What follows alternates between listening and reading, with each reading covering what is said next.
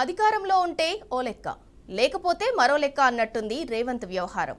ప్రభుత్వ సలహాదారులపై ప్రతిపక్షంలో ఉన్నప్పుడు అడ్డగోలుగా మాట్లాడిన రేవంత్ రెడ్డి అధికారంలోకి రాగానే ఏకంగా 14 మందికి కేబినెట్ హోదా కల్పించాడు.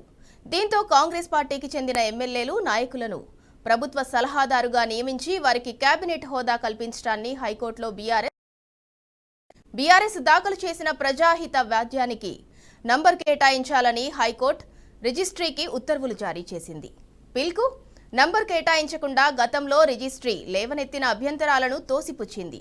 ఇదే అంశంపై రేవంత్ రెడ్డి దాఖలు చేసిన పిల్తో కలిపి దీనిని కూడా విచారిస్తామని ప్రకటించింది. కాంగ్రెస్ పార్టీ ఎమ్మెల్యేలతో పాటు పార్టీ ఫిరాయించిన ఎమ్మెల్యేలకు కేబినెట్ హోదా కల్పిస్తూ ప్రభుత్వం జారీ చేసిన జీవోలను సవాలు చేస్తూ బీఆర్ఎస్ నేత ఎర్రోళ్ల శ్రీనివాస్ దాఖలు చేసిన పిల్పై హైకోర్టు ప్రధాన న్యాయమూర్తి justice Aparesh Kumar Singh, justice GM మొహియుద్దీన్తో కూడిన ద్విసభ్య ధర్మాసనం విచారణ చేపట్టింది.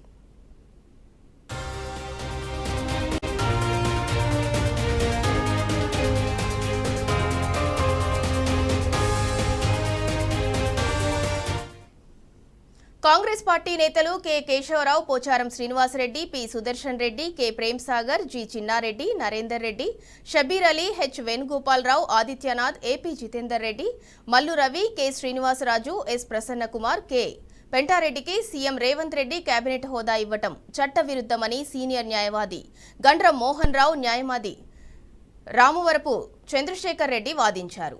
ప్రభుత్వ నిర్ణయం రాజ్యాంగ వ్యతిరేకమని ప్రకటించాలని కోరారు.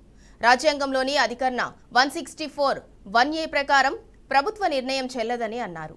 ఈ అధికరణం కింద శాసనసభలోని మొత్తం ఎమ్మెల్యేల సంఖ్యలో 15% మాత్రమే కేబినెట్ హోదా ఉండాలని, అయితే మంత్రివర్గంలో 16 మంది మంత్రులున్నారని చెప్పారు.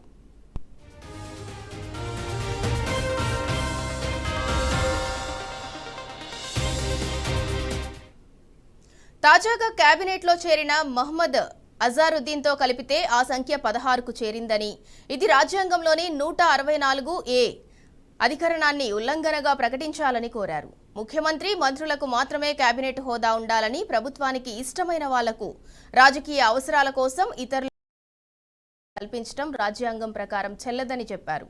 తమకు నచ్చిన వారికి కేబినెట్ హోదా ఇవ్వటం రాజ్యాంగ విరుద్ధమని ప్రకటించాలని కోరారు. ఇదే తరహాలో గత ప్రభుత్వంలో జరిగితే సవాల్ చేసిన రేవంత్ రెడ్డి, సీఎం పగ్గాలు అందుకోగానే అందుకు విరుద్ధంగా నియామక పత్రాలు అందచేయటం దారుణమని అన్నారు.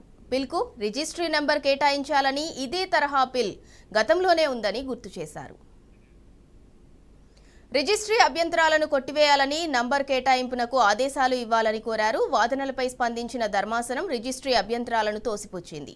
పిల్కు నంబర్ కేటాయించాలని ఆదేశించింది. గతంలో బీఆర్ఎస్ ప్రభుత్వ హయాంలో కేబినెట్ హోదాను కల్పించడాన్ని సవాల్ చేస్తూ ప్రస్తుత ముఖ్యమంత్రి రేవంత్ రెడ్డి 2017లో దాఖలు చేసిన ప్రజా ప్రయోజన వ్యాజ్యంతో కలిపి విచారణ చేస్తామని ప్రకటించింది. తదుపరి విచారణను వచ్చే వారం చేపడతామని వెల్లడించింది.